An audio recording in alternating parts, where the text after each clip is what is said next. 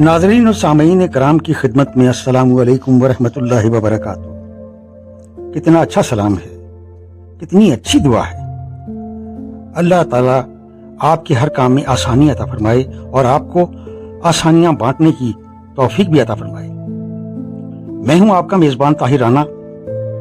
बचपन और जवानी में हमारी तबीयत में शरारत का अंसर ज्यादा था। शरारत करते हुए गलतियां भी सरजद होती थीं।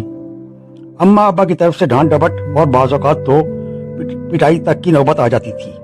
वक्त गुजरता गया और खैर से हम जवान हो गए। फिर शादी हुई और हम बाल बच्चेदार बन गए। साहब, औलाद होने के बावजूद वालिदैन की डांट डपट का सिलसिला जारी रहा। यहाँ मैं अपने माँ बाप को दुआएं जरूर दूंगा कि उनकी डांट डपट ने हमें जिंदगी गुजारने का शऊर अता फरमाया। दोस्तों, अब हम भी बुढ़ापे की उम्र में बाकायदा दाखिल हो चुके हैं, मगर अरसा दराज तक हमें मालूम नहीं हो सका कि हम वाकई बुजुर्गवार कहलाने के मकाम पर खड़े हैं। वैसे तो हम खुद को खासे हकीकत पसंद समझते हैं, मगर एक अरसे तक वाकई हम लाशऊरी तौर पर खुद को बुजुर्ग तस्लीम करने से इनकार ही करते रहे हैं। अपने ख्याल में मुनहमिक सड़क पर चलते हुए बारहा किसी मोटरसाइकिल सवार या गाड़ी ड्राइवर ने आवाजा कसा, बुजुर्गो विच सड़क ते ना चलो, गड्डी थले आ जासो। शुरू में हमने ये समझा कि शायद किसी खपती बूढ़े को ड्राइवर टोक रहा है। हम मुस्कुराते हुए सड़क पर चले जाते। आवाजें कसने वाला जरा गुस्से से कहता, बाबे ओ अल्लाह दा वास्ता ही सैर ते हो जाओ। फिर लोकी कहणगे ड्राइवर दी गलती सी, बाबा मार छड्या। हमने पलट के देखा तो रिक्शे में बैठा हुआ एक नौजवान हमें घूर रहा था। बड़ा ताव आया, नालायक गधा पाजी। उसकी जुर्रत कैसे हुई कि हमें बाबा कह रहा है।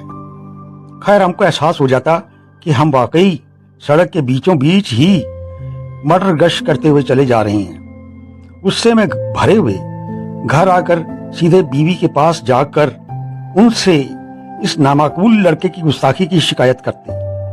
2-3 बार बीवी मुरव्वत में खामोश रही। फिर एक रोज साफ लफ्जों में कह दिया, मियाँ जी अब अपनी उम्र देखो और अपने अतवार को बदलो।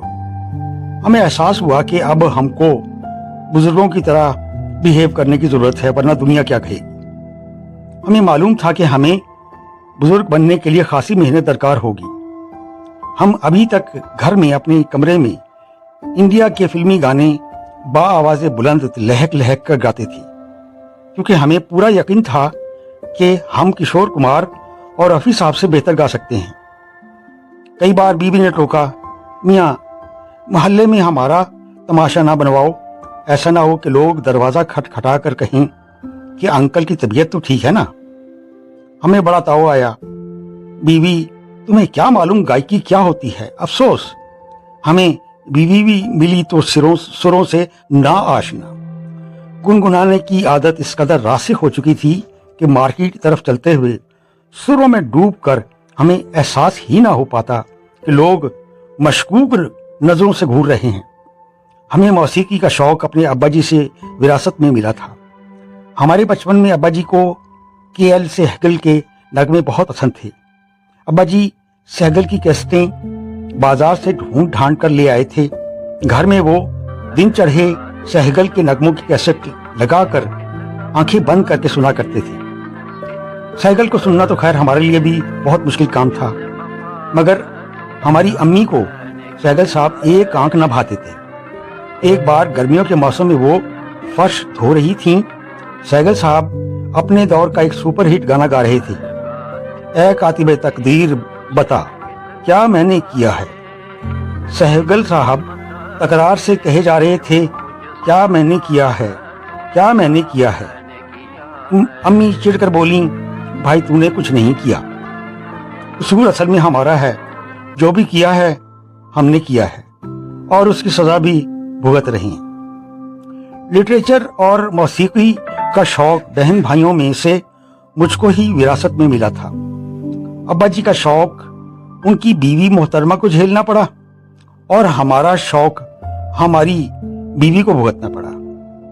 हमारे बचपन के दोस्त डॉक्टर नजमुस साकिब, जो कि आजकल कनाडा में रिहाइश पजीर हैं, उन्हें भी मौसीकी से ऐसा ही लगाव था। सियासत, मौसीकी और ऊट पटांग फलसफियाना मुबाहसे हमारे दरमियान हुआ करते थे, जिसकी हमारी बीवी मोहतरमा को सजा भुगतनी पड़ती थी। दो गुलूकार घर में गाते तो पूरा मोहल्ला सुनता। यहाँ बात बुढ़ापे के आयाम में दो दोस्तों की हो रही है। वक्त गुजर गया, नजम साहब रिटायर होकर अपने नए वतन कनाडा को सुधारे। कई साल बाद उनका पाकिस्तान आना हुआ। दो दोस्त इकट्ठे हों तो पुरानी यादें जरूर ताज़ा होती हैं। किसी बात पर हंसते हंसते मैंने हस्बे आदत नजम साहब के हाथ पर हाथ मारने की कोशिश की तो नजम साहब ने हाथ बढ़ाने से इनकार कर दिया। मैंने पूछा कि क्या हुआ? बोले, बीवी ने बहुत ताकीद करके भेजा है कि लौंडों जैसी कोई भी आमियाना हरकत नहीं करनी। बुढ़ापे में आदमी को ऐसे लक्षण जेब नहीं देते, बच्चों पर भी बुरा असर पड़ता है। खैर, नजम साहब तो कनाडा वापस चले गए। हमें बीवी ने समझाया, उनकी बीवी ठीक कहती हैं, आपको भी चाहिए कि बचकाना हरकतों को कंट्रोल करना सीखें। तौन करहन ही सही, हमने बुजुर्गी की आदाब सीखने और उसकी मश्क करनी शुरू कर दी। बाजार में दुकानदारों और रिश्तेदारों में बच्चों को बेटा, बरखुरदार बच्चे कहने की आदत डाली। अपनी गुज़िश्ता ऊट पटांग हरकत और सकनात सिर्फ अपने कमरे तक महदूद कर दी। मिजाहिया शायरी और अताउल्लाह कासमी साहब के कॉलम वगैरह पढ़कर बाआवाज़ बुलंद अपने कमरे में कहकहे लगाकर अपनी आदत की तस्कीन कर लिया करते। दोस्तों, अमरीकी दानिश्वर बेंजामिन फ्रैंकलिन का उम्र के हवाले से एक कौल है, आज के आदमी की कुल जिंदगी ऐसी है कि मौसूफ 30 बरस की उम्र में फौत हुए और 50 बरस की उम्र में दफनाए गए। ये कौल पढ़कर हम खूब हंसे। तफन्नुने तबाह की खातिर सोशल मीडिया पर यह कौल शेयर किया तो यार लोगों में से ज्यादातर इसे अलमिया समझकर रोते रहे। बस आज की नशिस्त में इतना ही। चलते चलते एक बात अर्ज कर दूं, खुश रहें और दूसरों को भी खुश रखें। ऐसी बात कहें जो दुखी दिलों को मुस्कुराने पर उकसा दे। इसके अलावा एक और अर्ज है कि अपने बड़ों की रोक टोक को खिंदा पेशानी से सुन लिया करें। उनकी बातों में जो हिकमत पोशीदा होती है, उसका इदराक शायद आज नहीं तो आने वाले दिनों में आपको जरूर होगा।